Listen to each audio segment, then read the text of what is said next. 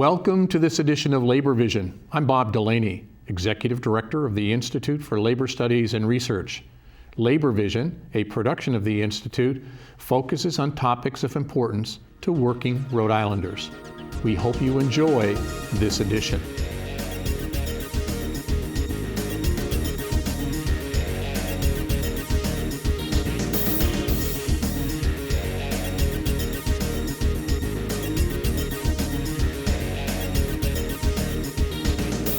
Welcome to Labor Vision, a production of the Institute for Labor Studies and Research. I am your host, Erica Hammond, and joined with me today from the United Food and Commercial Workers Union, Local 328, is Secretary-Treasurer Domenic Pontarelli and Organizer Sam Marvin. Thank you so much for joining us. Thanks for having us. All right, I know you've both been on the show a few times, and I know that you were just recently on Domenic talking about the Stop and Shop strike, so some of our viewers may already know a lot about UFCW, but just for those who don't, can you go into a little bit of detail about the union, who you represent? Well, we represent retail, Stop and Shop, we have nursing homes, we also represent bus companies. Yep. And we also represent cafeteria workers. Okay. And just about everybody, if they call us, we'll represent them. Okay. And now the biggest reason that you guys are here today is to talk about the issues going on at the Durham School Services, right? Can you tell us a little bit about give us a background on the company? Sure. We had an election back in September, actually September 19th, for the bus monitors, bus aides, and the bus drivers that service Cumberland Public Schools, Blackstone Valley Prep, and Providence Merrill Academy. Mm-hmm. So there's 3 different contracts within one schoolyard. So we actually had a campaign over last summer, talking about the issues that they face with on a daily basis, including low wages. These low wages lead to shortages in drivers and monitors, mm-hmm. which jeopardizes the safety and the ability for these workers to do their jobs. So we had a campaign, we had an election, we won the election, and we're now in negotiations to try to bring wages up and bring these workers a workplace of dignity and respect. And you highlighted them briefly, but can you talk a little bit more about some of the main issues affecting the bus drivers and monitors? Yes, wages is the biggest issue here. The bus drivers, they start at $18 an hour and they're capped at $22. The monitors, it's just the flat rate is $11.22. I mean, you could be there 10 years and make $11.22. Right. So that's a serious issue with safety because you need to retain help mm-hmm. and pay them to retain help. So that's a problem with the getting people to work there and keeping them there too. So the wages are the major issue in this negotiation. You mentioned there's flat rates and then there's a cap. You don't see this across like many other sectors, right? As a norm. So people who have been there, I know that Sam, you mentioned this a few days ago as well. People who have been there for 20 years are still at the same rate that they were when they started, or and actually with the cap being at 21, you have workers there that have been doing this job for many years, 10, 20, 30 years, mm-hmm. who know their kids, they know the families, right. They know their community, they know their runs, they're great at what they do, but they're capped at $21. And you have monitors who've been there for many years, they're capped at $11.22. And it's not just a shift that you go in and you work 8 hours and you come home. You work in the morning, then you have some time off, then you come back and you do another shift, so it's a split shift. And so that gives workers a tough time trying to get a second job. So what we're trying to do is to raise wages and that respects the work, respects the value that they bring to the community and keeps them there. And that's what the community deserves too. They deserve to have a community partner, a good community partner in their bus service that actually affords their own employees the opportunity to build a better future, right. Not only for them, but for their community too. We also look at the fact that the standard rates nowadays in the Teamsters, Local 251, they just did a contract with Ocean State right. and East Providence, and the starting rates there are $19.25. And then the same with the monitors, the starting rates are $14.25. So we're way below the standards, and that's what's going to help keep people to work there and retain the help. And safety is a major thing. I mean, so if somebody's there for 5-10 years, they know what their job is. I mean, you're not constantly hiring people. It's not a revolving door. Mm-hmm. And if you can retain help, then safety is the major, it ties right into that.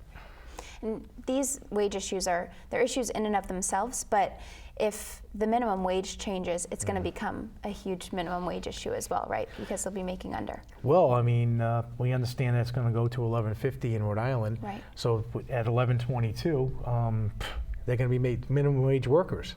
Yeah. I mean, you can get a job any place for minimum wage. You can go to, Anywhere. flipping burgers. I think the issue here is that the company needs to, get this message that they need to pay their workers a decent pay. I mean, I know we'll go into this a little bit more soon, but it becomes a safety issue too when you have that turnover, right? Can you talk a little bit about that? Sure. With Cumberland, with Durham School Services offering the lowest wages for their monitors and drivers in the state of Rhode Island, these are workers that can go work elsewhere. They can go to Lincoln, they can go to Pawtucket, they can go to Providence, they can go to East Providence and get a job making more money there. And like we're talking about, it really hurts the community of Cumberland, but also of BVP and PMA, because these parents that build these really important and special relationships with the monitors and drivers that carry the most precious cargo that we have, it's our children, they're constantly having to build new relationships with new workers, right.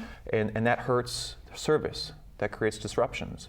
And what ends up happening too is you end up having route doubling. So you have drivers going out there with now crowded buses, and that'll lead to late pickups and drop-offs as well, which the communities don't deserve. Right.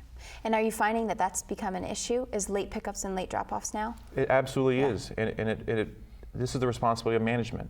And this is what happens when you do have high turnover. Workers come, they work for a little bit, but then they find out, I can make more money elsewhere.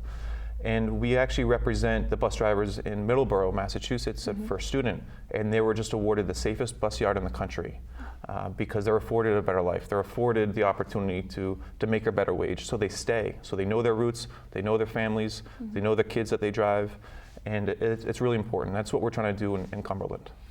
Yeah, and just going on with that, what Sam just said, they've been organized for 20 years, and they have drivers that have been there 25 years, and that's saying something. And when you are the best, safest company in the United States, and they're Local 328 members. I mean, that's what everybody should be striving for, right? Absolutely. Yeah. Now, in addition to the wage and turnover problems, I know that there was a complaint that was filed with DOL. Can you talk a little bit about that? Sure, yes. When we were having those conversations with workers over the last summer, they told us that they weren't being paid time and a half on Sundays and holidays. So this is extra work. So if they have a charter trip that they go out on a Sunday, or let's say it's Thanksgiving, there's a football game and they work that holiday, they weren't being afforded the time and a half, which is state law. So we filed a complaint with the Department of Labor, and there's an investigation going on to make sure that these workers are compensated what they're owed. And there was another complaint filed, right? What was that? So we actually filed a charge against the company for failure to furnish information in a timely manner. And the Labor Board will actually be issuing a complaint against Durham very shortly to make sure that they do what's right and act as a good community partner and to come to the table and furnish the information that they're supposed to. And in addition to the safety concerns of high turnover, not having monitors or bus drivers who are there and know their students because they can't afford to stay in the job, there's another safety concern of the monitors, or there even being monitors on buses. Can you explain this a little bit? Sure. I mean, this is a concern that we've heard since the beginning of the campaign as well, is that with the company's failure to attract and retain help, and especially at $11.22 an hour, which, as Domenic pointed out, is well below the standard of what a monitor should be making in the state, they lose help. And so we hear stories all the time how workers or drivers are forced to go do routes without a monitor on board. And this is a safety issue because you have a bus full of students and scholars on board, and if a bus driver is having to focus on the road and making sure that they're safe out there, then it's important that they have a monitor on board that can keep an eye on the kids and make sure it's a safe space. I mean, parents and community members should be outraged, right? That any buses are going out without a monitor on board. Absolutely. So true. And can you? So when did workers decide to join UFCW? Was that in September? Yeah, we had the election on September 19th. Okay. And what's the feedback from the company? How are negotiations going so far? Well, what Sam had said earlier about the charge, the company, after we get certified, we send out an information request to the company on wages, benefits, seniority. The company just did not respond to our request. And that was in September. September, right. Okay. October. October it went out. We did not hear from the company. Actually, we sent a request to the company, and they finally got back to us, I think in early November, a month later. So at that point, right, we were behind the eight ball. We had no information to put our proposals together. So then at that time, we did hear from the company. I got a call from the HR person in St. Louis. While they have a HR person, a New England person, does all the contracts in Rhode Island and Massachusetts, and our sister local 1459 in Springfield. So they're forcing you to communicate with someone in St. Louis rather than the New England HR person. Okay. So now we set dates for December. So we had 2 dates in December, and just didn't get much done. So then January comes. We had 2 dates in January. Get a call from the person that's doing the contract from St. Louis, and he says that he can't make it. So now we cancel out for January. Now we're looking at 4 months going by with just 2 meetings. We do have some meetings in February, but the tactics are to stall and just push this along so we don't ever get a contract. Right. So that's our concerns. They need to sit down and bargain with us and get a contract for what these workers deserve, raises, and also what the community deserves is have safety in these buses. It seems exactly what you said. They're stalling, so it's delay, delay, delay. Yes. Until the last possible minute. Exactly. Now, what is the role that negotiations between the Teamsters and Ocean State Transit, what role has that played in this process? Do you foresee it playing in this process? Well, I would say right now that what you said earlier about the standards and pay, I would just say that they all should be. If you need a yard, then you should be doing what they do and getting a contract done. Teamsters did some real good work. And they finally had to push the company to bargain, and they got a contract. So we're going to do the same thing. We're going to be out there informing the community about this and letting them know that Durham needs to bargain in good faith. So there's a standard set now, and you know exactly what actions worked and what to take. So what's next? Well, as Domenic said, the big thing that we'll be doing is continuing to engage with the community, because it is about them. It's about the service that the parents and the families of Cumberland and of BVP and PMA deserve. And as long as Durham continues to offer low wages with little benefits, it's going to jeopardize the safety and the service that these communities deserve. So we're going to be engaging with the families at sporting events and anywhere that we can to get the message out about what this campaign is about. And like you said, until they change the wages and they are offering their bus drivers and monitors better benefits, nothing's going to change. Right? No. Yeah, that's exactly right. This is taxpayer money. This is what the community deserves. Okay. Through their taxpayer dollars, is to have a good community partner and a transit service. And again, these are our kids we're talking about, and that's who we're standing up for.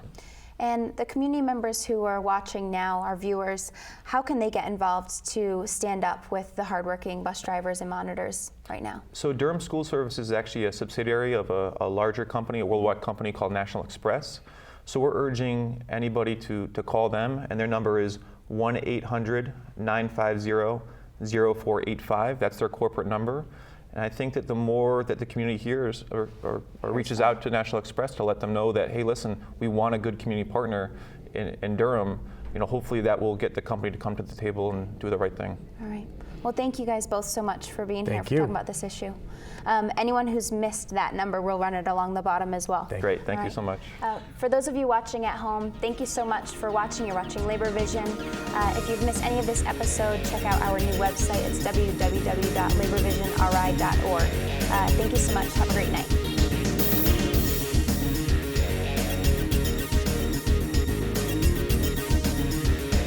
Hello, and welcome to Labor Vision, a production of the Institute for Labor Studies and Research. I'm your host, Erica Hammond, and join with me today from the United Food and Commercial Workers Local 328 is Melissa Gaethofs, and shop steward and union representative Joe Renzi.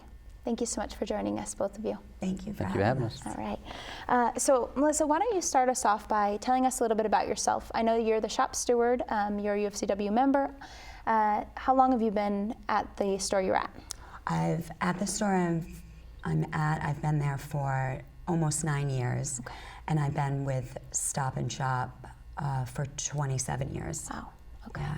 And you've been a shop steward for how long? About 3 years. 3 years. Yeah. Okay. And Joe, how about you? Can you, as a union representative, can you tell us about the stores that you represent? I do. I represent the territory from Cranston in Rhode Island all the way south to Stonington, Connecticut. I do have a couple of facilities up in Providence and Pawtucket also. And let's talk about Marty. I know that's going to be that's our big topic today. So why don't we talk about who he is for our viewers who don't know? Can you explain who Marty is? Marty is a robot that goes around the store, down, not up and down every aisle. He scans every aisle to detect spills. Okay. And then reports that spill over the intercom, and an employee would come over and pick up the spill or Okay. whatnot. And do you want to add No, anything? in a sense, the members kind of work for Marty. So Marty just patrols the store, and he'll call for somebody. So anyone in that general area is now required to stop what they're doing to go over to check whatever it is Marty's having the issue with and put the reset button on it and make sure it's picked up. But then you're taking time away from the things that they already do every day, servicing the customers. They're taking that time to go. So Yeah. are employees monitored, like to make sure that they're answering those calls over the intercom? How does that work?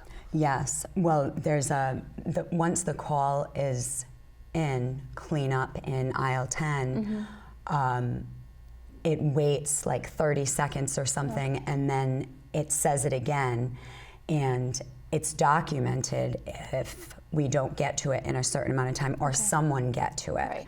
So it is an important thing now that we're supposed to be Right. doing. So you have a store full of people, and it goes off once, and then it goes off again, and now Yes. someone might be working with the customer, but is right Yes. there. I have to stop you for a minute because I have to take care of this. Is that Yes, what happens? exactly, Okay. exactly. That happens a lot. And what has your experience been with this robot in the stores? I've heard a lot of customers complaining about it, some banging into it. I've heard a lot of that. Yeah. And I'm not even in the store throughout the week. Yes, a lot of that. People just generally do not care for Marty.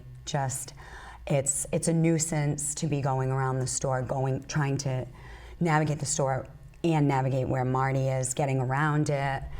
It's nobody really sees a purpose really for Marty. Joe, what about some other members? What are their? Well, I noticed that a lot of the members find it is a big inconvenience for when they're trying to load the shelves, they're doing stuff in the aisles. Here comes Marty down the aisle, here comes a customer. Now they're at odds. Marty doesn't seem to know well enough to move out of the way, he just stops. So then the customer is at a standstill with their carriage with Marty. It's like a standoff. Yes. It's actually comical to watch Yes. because the customer is waiting for the robot to move. The robot is not moving. So we've seen a lot of that happen. I've heard a lot of complaints from customers when I'm in the stores complaining about the robot themselves, and the associates complaining that they have to stop what they're doing and run over to make sure that they're picking up that spill and resetting Marty. It's becoming to the point where customers are now getting frustrated with this machine. Yes. And I noticed it, and I wish that the company would see the customer service aspect of this is not there with this machine. Right. It's funny you said it's almost comical. That's actually happened to me. We've been going down the aisle, and it's busy because I always seem to go to Stop and Shop when it's the most busy on like a Sunday or something. And you're going down the aisle, and Marty was coming right towards me, and it stops, and then you're like, do I go around it? Who's Yes. supposed to Who's go around it? moving? Right. Yes, you're doing a little tango. Especially if there's another if an employee is stocking shelves and they have a large cart that they're using to stock shelves, do I ask them to move all of their stuff? Or even the shippers that are in the aisles, those little cardboard things that are in the aisles kind of narrows the aisle down. Now you don't have less room to move in. Yes. So when did these robots start showing up? You know? In my particular store, it was in January. In January? In January, yeah. And is that relatively the same statewide? Relatively, they rolled it out all around the same time. Each store kind of rolled out at a different day usually, because the thing was to map out each store, and they had maintenance guys coming in to make sure that they did the Marty work. So they rolled it out in each store separately, but they rolled out in all the stores. And this was right at the time that we're in negotiations with the company, you know, trying to get a contract. And here they are spending thousands and thousands of dollars on a machine that does exactly what the porter does. Just goes around and clean up spills and look at spills. So taking all that money out of it, but also all the time that it took to kind of map out each store, right, and make sure they're seeing how it works in each store rather than devoting that time to their employees, right? Yes. It's interesting. And can you tell me about the Marty party? I know this just took place a few weeks ago. Yes, on January the anniversary? 25th. Okay, tell me about on the anniversary. So every store had they were doing a big Marty party for his first birthday, for its first birthday. Right. And, let's be clear. And every store had to do like a sheet cake and with Marty's picture on it. Stores were given stickers, pamphlets about the birthday party. There'll be fun and games for kids. Cake will be passed out, and come celebrate Marty's birthday party. There was an employee that was standing at a table similar to this, where all the pieces of cake were, and some coloring things and different things. And so they wanted everybody on board to celebrate Marty's party. And you said that there was sheet cakes and everything. So who made those sheet cakes, or where'd they come from? The bakery. Okay. Yep, so each store had to make yes. X number of sheet cakes for or one big one or a couple small ones. Yep. And who passed out the sheet cakes? An employee. An employee. Someone that would normally cashier or work the service desk or. So in your experience, what was the day of Marty's party like in your store? In my store, for me personally, as the florist, we had a local sweetheart dance, and we had a lot of corsages, boutonnieres, and things to do, and they wanted me to blow up balloons for Marty's party, so I blew up some balloons to be handed out to the kids, and I was extremely busy, and we've got to celebrate Marty's party. Somebody's got to be at the table. Somebody's got to be blowing up balloons, and there was a lot of hype around it. And I was like, well, I've got to do these orders. I have to do my customers' orders. So for me, it was kind of a frustrating day. Right. Marty's party. It was a perfect example of putting a robot above not just your human employees, but your human customers. Absolutely. And can you tell me about, I know that you had mentioned your concern, or you had said something out on Facebook, just expressing basically really how this day went and your frustration. Yes. Can you talk to us a little bit about that? Tell us about that. Yes. I wrote a post about the day and about how we were celebrating Marty when I was busy doing orders, and we're not celebrating me. Not that I need to be celebrated for doing the orders, but we're not celebrating birthdays, that. Employee birthdays. We're not celebrating my birthday. We're not celebrating anybody's birthday for that matter. And here we are having cake, and now customers are coming in to pick up their orders, and I was just seeing all these faces that I knew, and at the end of the day, when I was reflecting on it, I was like, why can't we do this for customers? Why can't we do this for employees? Like, we made such a big deal about this Marty's party, and yet we've never done this for our customers or our employees. And I think it's something that we should consider. Absolutely. Stop and Shop should consider as a company. And your thoughts on the situation weren't isolated, right? No, there was a lot Tell me of. about that. Well, there was almost 10,000 shares on it. There were all 99.9% of the comments were all positive, Right. agreeing with Marty being just this silly robot that should not be celebrated. Right. You know. And what were your thoughts on it, Joe? Well, I saw what Melissa posted, and I was very encouraged by it. I thought it was fantastic that here is someone addressing the concept of why are we celebrating machines and not celebrating people.